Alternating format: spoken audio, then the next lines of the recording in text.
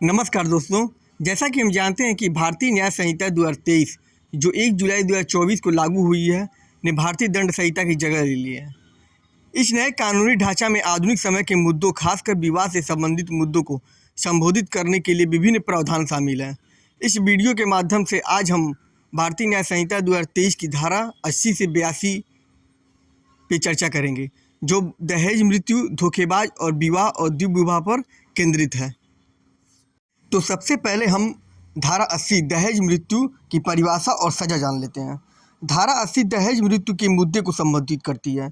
इसमें कहा गया कि अगर कोई महिला अपनी शादी के 7 साल के भीतर जलने, शारीरिक चोट या असामान्य परिस्थितियों में मर जाती है और यह साबित हो जाती है कि दहेज की किसी भी मांग के संबंध में उसके पति या उसके रिश्तेदार द्वारा उसे क्रूरता या उत्पीड़न का सामना करना पड़ रहा है, तो उसकी मृत्यु को दहेज मृत्यु कहा जाएगा। माना जाएगा कि पति या रिश्तेदार ने ही उसकी मौत का कारण बनाया है। इस धारा के प्रयोजन के लिए दहेज का वही अर्थ है जो दहेज निषेध अधिनियम 1961 में परिभाषित किया गया है। दहेज हत्या करने की सज़ा कम से कम 7 साल की कैद है, जिसे आजीवन कारावास तक बढ़ाया जा सकता है।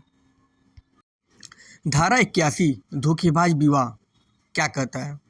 धारा 81 धोखेबाज विवाह से संबंधित है। इसमें कहा गया है कि यदि कोई पुरुष किसी महिला को यह विश्वास दिलाकर धोखा देता है कि वह उससे वैधानिक रूप से विवाहित है और परिणाम स्वरूप इस विश्वास के तहत उसके साथ सहवास करता है या यौन संबंध बनाता है, तो उसे 10 साल तक की कैद की सज़ा दी जाएगी और जुर्माना भी देना होगा।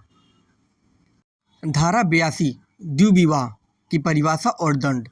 धारा 82 द्विविवाह के मुद्दे को संबोधित करती है। इसमें कहा गया है कि यदि कोई व्यक्ति जिसका पति या पत्नी जीवित है किसी अन्य व्यक्ति से विवाह करता है और यह विवाह पिछले विवाह के अस्तित्व के कारण अमान्य है, तो उसे 7 साल तक के कारावास की सज़ा दी जाएगी और जुर्माना भी देना होगा। यह धारा तब लागू नहीं होती है जब पिछले विवाह को सक्षम न्यायालय द्वारा अमान्य घोषित कर दिया गया हो या यदि पूर्व पति या पत्नी लगातार 7 वर्षों तक अनुपस्थित रहे हों और उनके जीवित होने का पता न हो, बशर्ते कि बाद में विवाह करने वाले व्यक्ति ने दूसरे पक्ष को वास्तविक तथ्यों की जानकारी दे दी है। इसमें एक उदाहरण के माध्यम से समझेंगे। मान लीजिए अर्जुन नाम के एक व्यक्ति पर विचार करें जो पहले से ही प्रिया से विवाहित है। प्रिया को तलाक दिए बिना अर्जुन अंजलि नाम की दूसरी महिला से विवाह कर लेता है।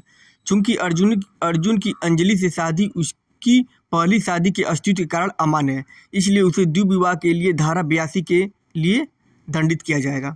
अर्जुन को 7 साल तक की जेल और जुर्माना हो सकता है। अगर अर्जुन की प्रिया से शादी को कोर्ट ने अमान्य घोषित कर दिया होता या अगर प्रिया 7 साल से लापता थी और उसके जीवित होने का पता नहीं था और अर्जुन ने अंजलि को प्रिया की अनुपस्थिति के बारे में बताया होता, तो धारा 82 लागू नहीं होती है। ऐसे ही लीगल जानकारी के लिए हमारा चैनल जरूर सब्सक्राइब करें। धन्यवाद।